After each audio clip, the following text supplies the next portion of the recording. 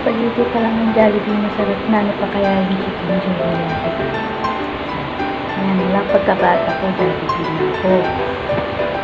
So, bida pa rin si Jollibee. Kahit ano yung bida pa rin si Jollibee para sa amin.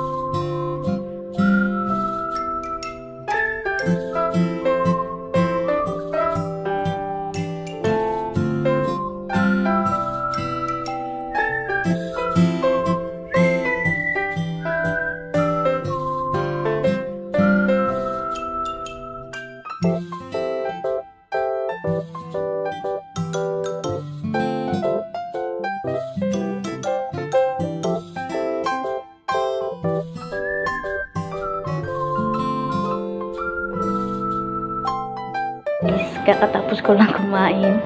So, ngayon magkukwentuhan naman tayo, guys, no? So, ayun. Nabalitaan nyo naman siguro yung about sa Jollibee, diba? So, naniniwala kayo na, no? Pwedeng imposible, pwede rin posible, diba? So, dahil hindi natin alam yung tunay na kwento, so hindi tayo pwede magsabi ng kung ano-ano, diba? So, para sa akin, guys, Jollibee pa rin ako, diba? Kasi simulang pagkabata ako, Jollibee na ako eh. So, kahit anong pang mga issue yan, hindi pa rin nila masisira yung tiwala ko sa Jollibee. Basta Jollibee ako, masarap pa rin yung Jollibee para sa akin. Jollibee pa rin ang bida. So, ayun guys. Thank you for watching. So, gusto ko lang i-shout out ang aking mga super chatter dyan na nagpapalipad tuwing premiere ko. Thank you so much po. At sa mga members ko guys, maraming salamat sa inyo sa walang sawang pagsuporta at pagstay. So, maraming salamat. At lalo na sa Team Voltage at sa Team Legit. Thank you so much po sa inyong lahat at sa mga members, founders, and admins guys. Maraming salamat at hopefully tuloy-tuloy pa rin ang ating komunikasyon at ang ating pag-YouTube.